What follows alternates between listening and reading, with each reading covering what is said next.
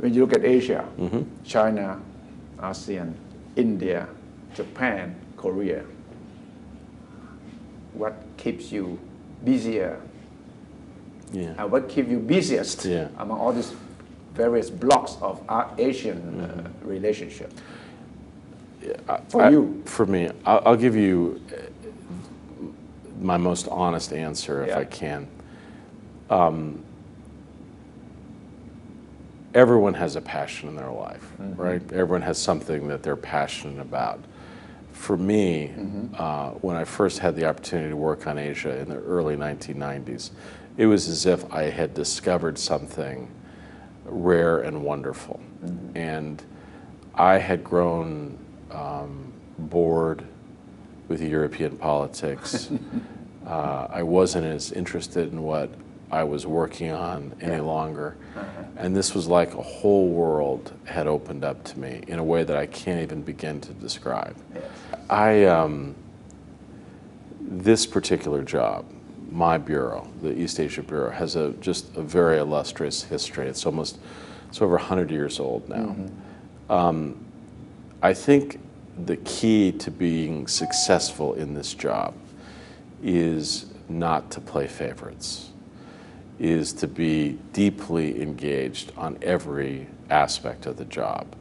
And so I try to be as interested, as determined, as innovative when I go to Beijing or Bali or a small Pacific island state. I don't believe it, because I think it is. You're a human being. You have to have your passion. You have to have your own bias, your own likes and dislikes. You like Thai food more than Japanese food, maybe, or maybe you enjoy Chinese food more than others.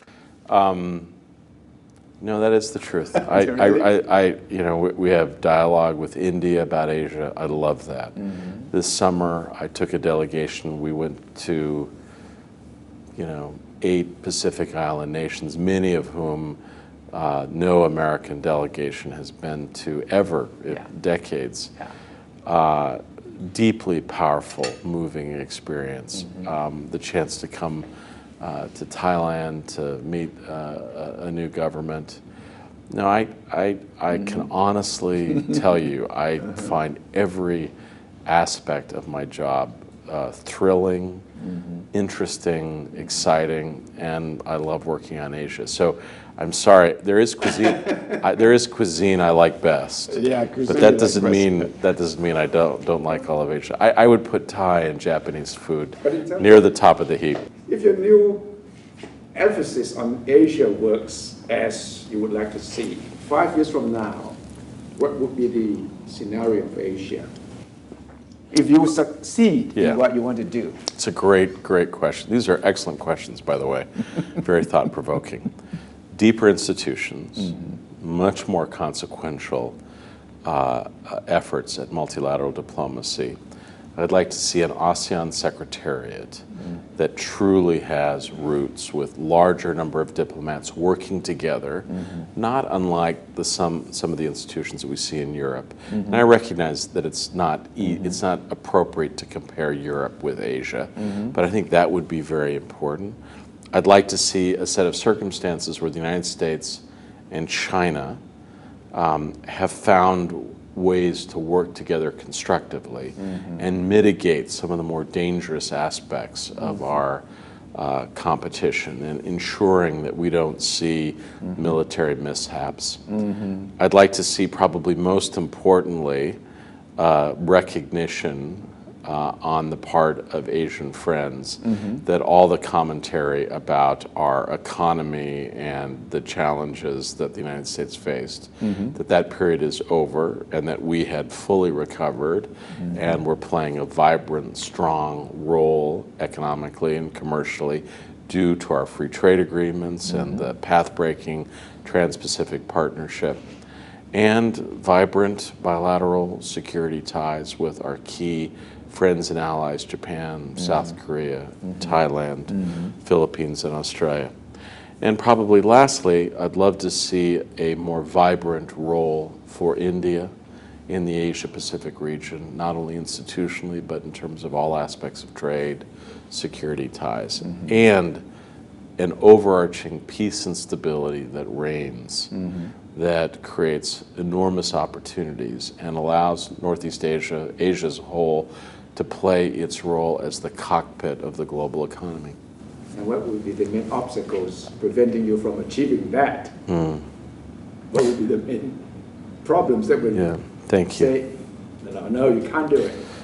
Well, I mean, I think one has to continue to be concerned about developments in North Korea. They're a clear outlier in almost every aspect of the progress in the Asian Pacific region. I worry that the global economy must overcome its current difficulties to allow Asia to play its necessary role, and the global economy experiences the necessary rebalancing. I am concerned about the security implications of climate change. I am concerned about the increasing ferocity of weather events and what that means.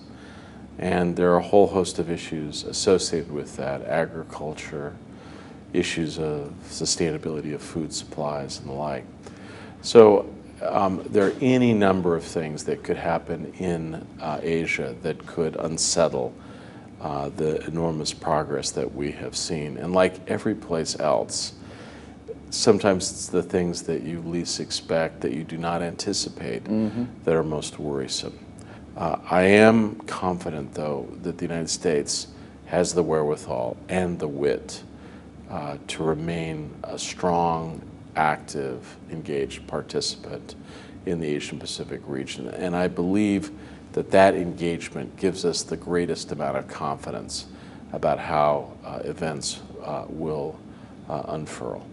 Last question. Is there a hotline between Beijing and Washington? Yes, there is. Well, how does it work? Is it a real red telephone? It's always disappointing because it's never what you think it would be like. It's just a phone. It's just a communication system. Phone. I think there is a line, and it's been used on a couple of occasions. But I will tell you a little secret here, that during what we called the EP3 crisis, in which accidentally our plane collided with a fighter, a tragedy, near tragedy.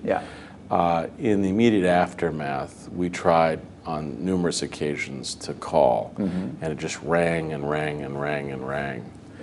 The key for the United States and China is to recognize the potential for things getting out of hand, and to establish the procedures and the mechanism that give us greater confidence in how to deal with issues should problems arrive.